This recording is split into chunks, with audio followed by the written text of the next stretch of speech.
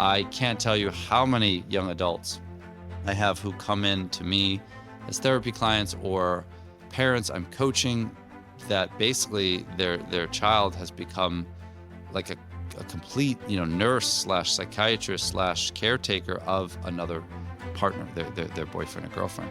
That's exhausting. It's hard enough, right? Managing their own very big emotional package that they get right when they become a teen. Never mind now trying to deal with someone else's, the deluge, of someone else's emotional package every single day, and to feel responsible for someone else's life, right? Which can happen, particularly again with these red flags I'm speaking about. Welcome to the Four Peaks Parents Podcast with Thomas Miller. Are you tired of your tweens, teens, and young adults' negative behaviors and poor choices holding you emotionally hostage, controlling your family, and ruling your life? If you answered yes, then you are in the right place. This podcast is a community for courageous parents just like you who come here to gain effective tools, skills, and take action so they can change their tween, teen, or young adult's life and improve their family's future.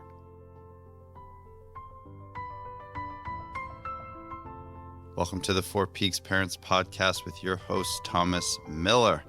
Today's topic is your kid losing themselves in a relationship? This is a topic that comes from a Four Peaks Parents client, a mom who has a daughter who is reached out to me because she's very concerned that her daughter is basically becoming enmeshed and a bit codependent, not only with her current boyfriend, but that's been patternistic in her kind of dating journey. So again, I love topics that come from either current clients or folks who are, following the newsletter and shoot me an email. Anytime you have a topic, please reach out. You can find me, of course, via my website, fourpeaksparents.com, and just email me, reach out, so on and so forth. So let's dive in, right? So, it's not surprising that kids who are ridiculously, hijacked by emotions and who are separating and individuating, what that means is separating from the parents and becoming themselves. That's the primary task of adolescence, is for them to basically become themselves. And in that space between leaving the nest, if you will, leaving mom and dad, or dad and mom, whatever the family sitch is, they're vulnerable and they're going to be wired for connection, which is not inherently a bad thing. And it makes sense that forming a relationship is kind of like having a blankie, right? If you remember your kid having a binky, a blankie, a stuffy, or whatever, all those things in psychobabble terms are called transitional objects. They're objects that the child utilizes to basically kind of form a bridge from one stage of their development to the next. So it helps them transition. So for a lot of teens, relationships become a transitional object as well, or a blankie. And so I'm just going to kind of start kind of at the bottom and talk a little bit about why are kids susceptible, right, to these super intense, enmeshed, entangled relationships. Like I just said, it's an identity formation phase of their life. Like they are trying to build an identity, and they're going to try a whole bunch of things, right? Like adolescence from an identity formation stage is a lot like throwing a whole bunch of crap against the wall and seeing what sticks. And so for a child that, again, is a little anxiety driven, angsty, pimply, emotionally, hijacked and going through so much intensity, being in a relationship is very validating. It can give them a sense of belonging, like just add water, right? Like, here's my girlfriend, here's my boyfriend. This is who I am, right?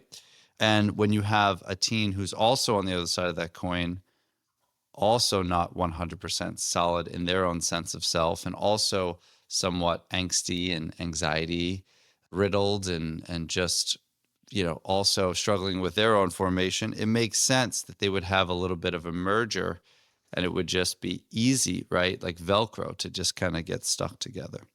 So, the things that, we want to look for, of course, is making sure in that identity formation that they're not losing sight of their own individual needs or interest. We'll come back to how we can support and facilitate that, but that's just important, right? You want your teen to have a sense of who they are, to be passionate about things, even if those passions shift. I know it's like, it's kind of like the weather, at least in the Northeast, the weather. It's like if you don't like the weather, give it a minute, right? It'll change. The same is true with a lot of teens and their passions, right? Those will change. But I always say to parents, like, passion creates more passion, whereas apathy creates more apathy. So don't be too quick to kind of crap on their passion, because even if it's wacky or weird or bizarre to you, it could be a real essential building block of who they are. The other thing that is a big driver for relationships becoming so intertwined and just a hot mess, basically, is that there's a lot of peer pressure and social expectations. There's often pressure from peers, right? Like, oh my God, how quick do peers show up and they're like, get involved, because, teens and tweens especially have no lives on some level, and so they're always going to get involved, right, in your kiddos' lives and start spreading rumors or gossip, or be the kind of the intermediary, and the matchmaker and all that good stuff. So there's a lot of pressure from peers in the media to be in a relationship.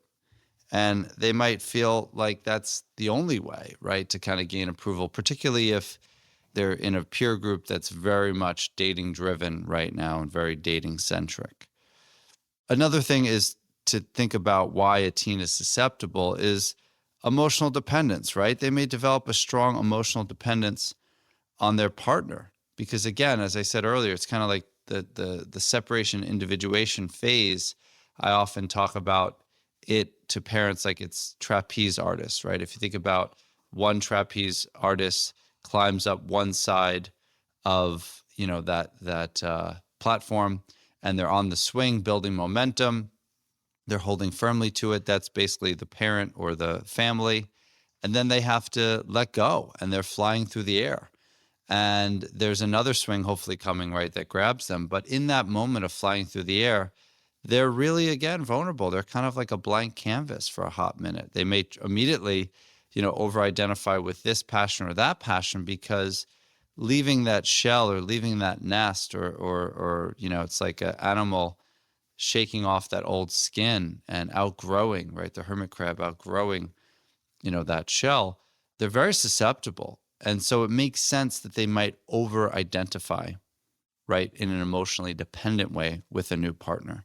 That can lead to them prioritizing that relationship over their own growth or self-discovery. I mean, I see it all the time where, teens I was working with who were so passionate about this or that, then all of a sudden they're very apathetic about it and they've lost interest. And yes, that could be a sign for depression. That could be a sign, of course, for drinking and drugging, marijuana particularly, right, which is a very amotivational drug, does not, increase motivation, tends to decrease drive and motivation, as does drug use in general.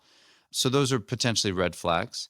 But again, anytime you see your young adult, or teen, tween, really prioritizing someone else to the exclusion of themselves and their own growth, that's a red flag. Low self-esteem is another big, potential risk factor as well for an enmeshed and codependent relationship, because if you have low self-esteem, then you're looking for something to fill that gap. It's like you have, I call it a leaky bucket syndrome. I use that actually a lot for a lot of, folks that, irrespective of their age, that they just can't hold water, and they're constantly looking to pour more things into their bucket when in fact their bucket has a hole. And I always say I'd rather have a quarter cup of water and a whole bucket, or a full bucket, or a bucket at least that retains water, than have a leaky bucket and have a fire hydrant, right, attached to me, because I can't hold on to it. So if you have a teen that's struggling with self-esteem, again, is going through that separation individuation phase, there isn't a new swing coming, right, that new trapeze, partner coming or thing that they can grab onto. They haven't grabbed onto coding or robotics or soccer or ballet or hip hop dance or whatever that is, or art. and they're a little kind of, again, floating, right? That's another opportunity for why an unhealthy relationship could kind of take root. One of the things that's also important too is, irrespective of your kid's background and family background, particularly if there's been abandonment issues, that's another what's called etiological factor. That means sort of a thing that is a tributary that leads or flows into this river of potentially seeking a merged identity or over-identifying with a relationship. If your son or daughter, has a parent who may be drinking or drugging themselves, and your child might be a child of an alcoholic, or they might be a child of a substance abusing parent, or that child may feel abandoned because that parent is not present, whether because they literally have left or they're just really kind of checked out, that sets your child up to be even more, right, vulnerable toward the dopamine hits and the aha moments, let's say, of when they find a partner who they feel like loves them, right? It's kind of like the dog, right, humping your leg, right? This dog that is like, has no boundaries and is so apt, right, to kind of accept your love, but yet in doing so is doing negative PR for itself, right? And so if you have a child that has abandonment issues, there could be adoption as well. Doesn't mean every kid that's been adopted, of course, is going to fall into these patterns or be susceptible for that. But those kids carry a primal wound. It's really important. When I used to be the clinical director of a wilderness therapy program, we had probably about 25 to a third of our clients were kids that were from adoptive families. And it makes sense, right? They're backing up a U-Haul truck full of hurts and rejections. And even if that new family, single parent, co-parent, two moms, two dads, mom and dad, whatever the deal, they could be amazing. That's asking a lot of that child to ostensibly immediately internalize and then generalize the security and safety and be able to build a healthy attachment immediately, right? And kind of move away from that primal wounds or those old hurts. So if you're carrying some abandonment themes, if your child, has unfortunately, again, endured an actual rejection of a parent, or again, adoption, of foster care, just those are things to just be mindful of. They're going to be more apt, again, to kind of have a rapid romance or potentially move through the relationship phases a little bit quicker than the next person because they're going to be a little more inhibited around that relationality, right? They're going to be kind of like a moth to a flame about it.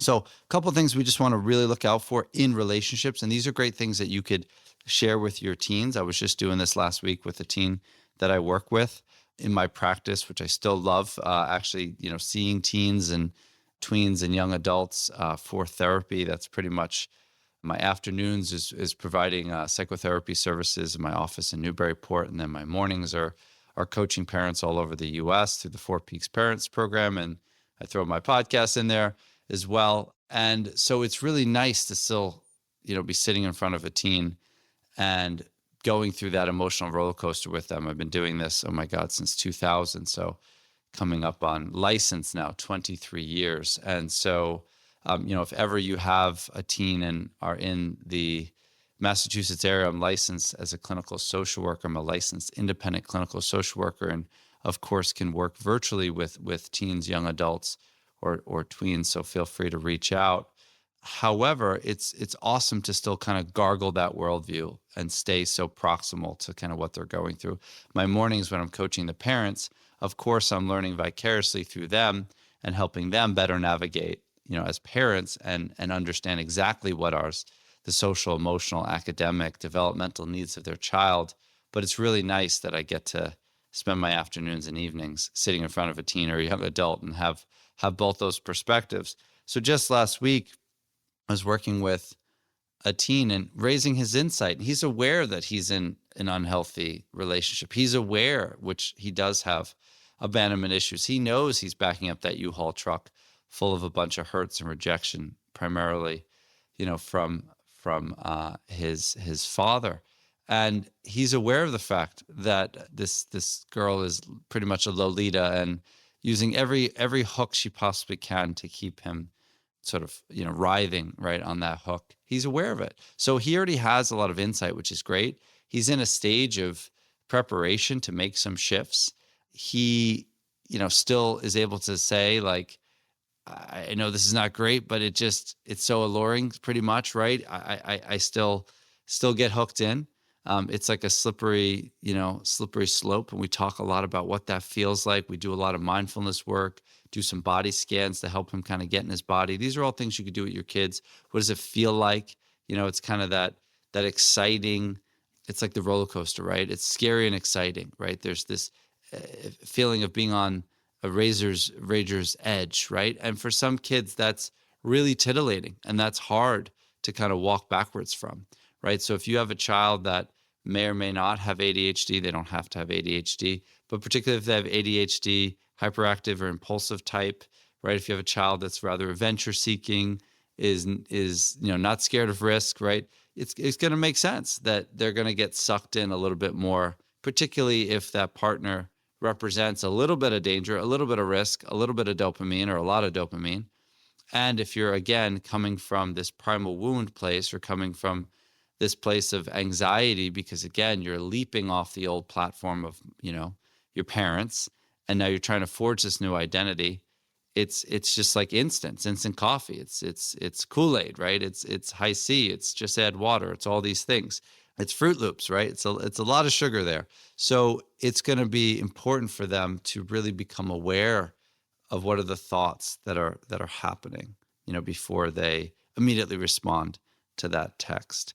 Or what is the feelings that they're having, right? What are the fears and worries they have if they don't respond to that text instantly? What does their body feel like? We live in this world where, if you're a parent right now of a tween or a teen, you've probably heard of a snap streak, right? It's how many days consecutively have you snapped back and forth, right? And these things are aggregated, and these become sources of pride, when in fact, you think about it, it's so unhealthy. Like this idea of, like, I haven't taken space, and I've been fully intoxicated and absorbed in this relationship, and my partner's become my oxygen, right? So we live in a world with TikTok and Insta and everything. Everything's Insta, right? Everything's instant. So again, we have to also understand the neurobiology of our kids' brains that is going to send them running, if you will, toward these relationships a little bit more than obviously an older adult would. So a couple of red flags that you could definitely talk to your kids about, right, if you see in their relationship. First one is isolating, right? Is your kid distancing themselves from family and friends? And if they are, that is probably promulgated by the other person, which is scary, right? The other person is most likely is basically a groomer, is kind of grooming them and conditioning them and boundary violating them to isolate and to basically become on an island with them. Second red flag is control, very similar in a way to isolating. Is this partner basically, running the whole show, like telling them what they can and cannot do, right? Which is brutal. If your kid, right, all of a sudden goes from being this bright-eyed and bushy-tailed kid and having all these identities and purpose, and next thing you know, they're isolating or being isolated, and they're being controlled by someone, that's just horrible. Jealousy. This is such a common thing with teens. I see this all the time. So many teens, unfortunately, that I've worked with over the years have used jealousy as a hook to keep someone attached. Teens do this all the time to therapists. They try to manipulate the therapist, the parents, right? If you don't do this, I'll do this. It's a constant this for that. They're creating a quid pro quo. There's been many teens over the years that have threatened to hurt themselves or do this if this person breaks up with them. That is a very unhealthy, huge red flag. It's definitely something you want to intervene on immediately with your kiddo. I can't tell you how many young adults I have who come in to me as therapy clients or parents I'm coaching, that basically their child has become like a complete, nurse slash psychiatrist slash caretaker of another partner, their boyfriend or girlfriend.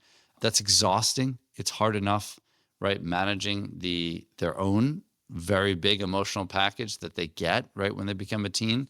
Never mind now trying to deal with someone else's, the deluge, of someone else's emotional package every single day, and to feel responsible for someone else's life, right? Which can happen, particularly again with these red flags I'm speaking about. And jealousy is one all the time, where someone is trying to use the hooks of guilt to make someone feel guilty, and they're basically, perpetrating all over them and getting them to rescue unconsciously by constantly saying, no, I wasn't doing this, or no, I don't like this person.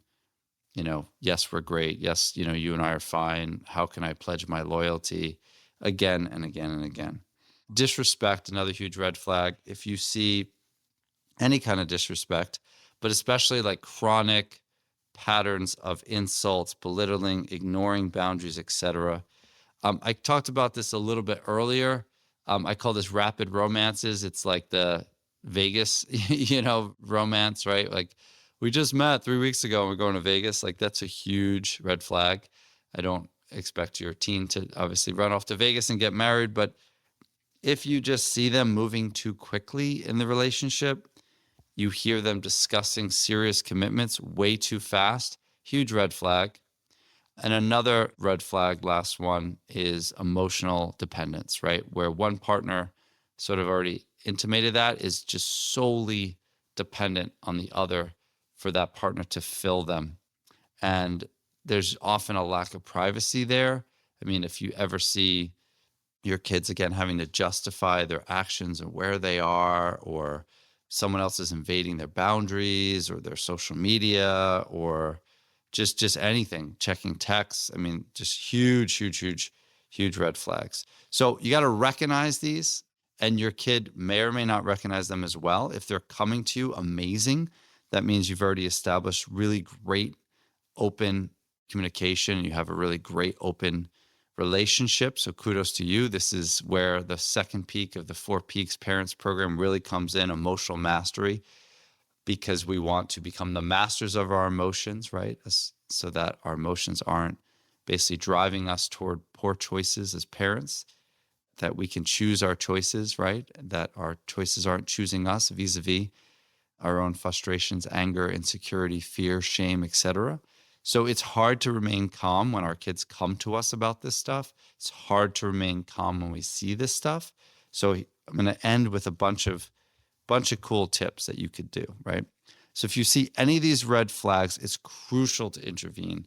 And the first thing is maintain open communication.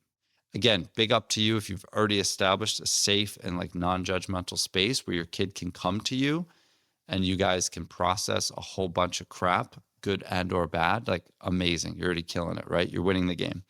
But establish it if it's not already there. And you got to ask open-ended questions. Super important. Like, how's it going? What do you think's healthy about the relationship? What's working for you? What's not working for you? How do you feel in the relationship? Like, on a typical day, how do you feel? What's your day-to-day experience? Even if they're not talking that much, you got to still solicit. You got to create, again, open-ended questions and keep the door open. Say like, hey, I know we didn't talk that much today, or you didn't want to share too much, but I just want you to know I'm always here for you. And let's circle back, and check in, see where we are, see where you are at the end of the week. But anytime you have any issue, please just come forward. The other thing is just do a bunch of education.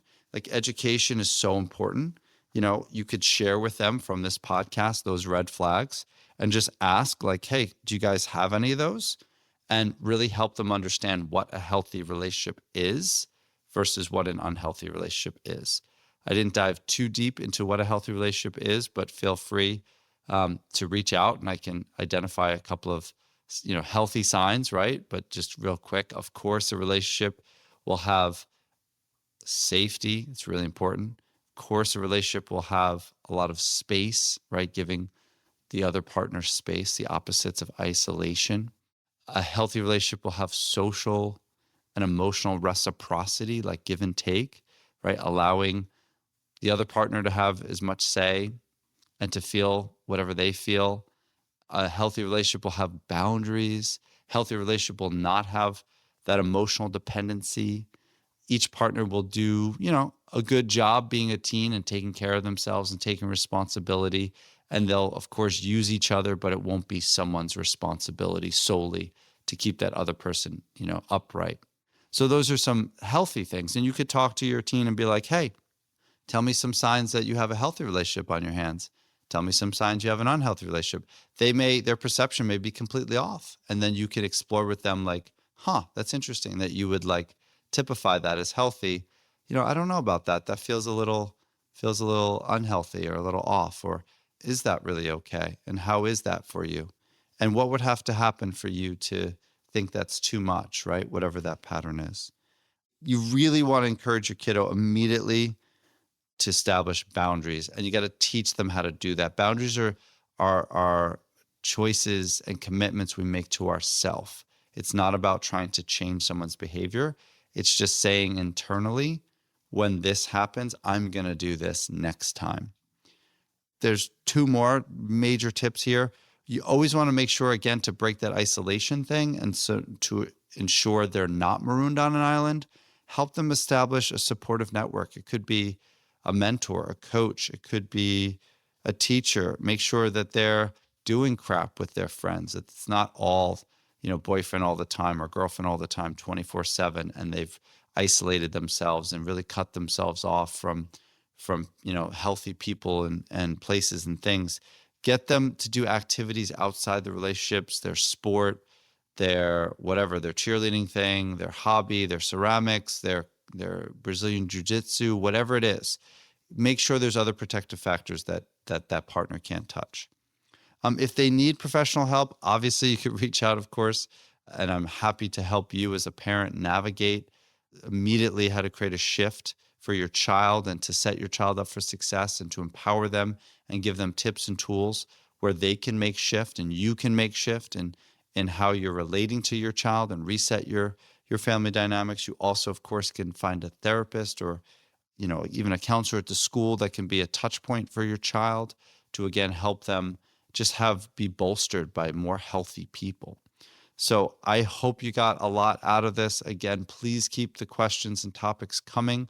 If you're not already signed up for the newsletter, you can do that in the description at this episode. And again, if you ever have any questions about anything parenting related, if you're concerned about your kid, if you're losing sleep about your kid, if your kid is engaging in any high-risk behavior, any disruptive choices, don't wait. These things get worse over time. There is a cost of inaction. There is a return on an investment of the action you take today. Feel free to reach out to me, 4peaksparents.com. Happy to help you make an immediate and positive shift that will create lasting changes for you and your child. Have an amazing day. Talk to you soon. Be well.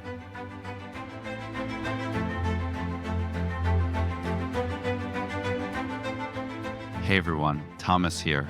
First off, it means the world to me that you took the time to listen to my podcast. Thank you from the bottom of my heart. Also, if you want to receive the latest podcast updates, as well as expert parenting tips and practical strategies for navigating your tween, teen, or young adults challenges directly to your inbox, then sign up for my newsletter. The link is in the description. And most importantly, if you're tired of feeling overwhelmed, stuck, stressed, and are losing sleep because you're constantly worried about your tween, teen, or young adult, your first step is to realize that you still have a choice and can do something about it. I'm ready to help you take action and create the results you desire today. Just go to 4peaksparents.com and book a free strategy call. Let's do this. Last thing, while you were listening to this show, who was the one person that you thought could really benefit from hearing it? Please share it with them.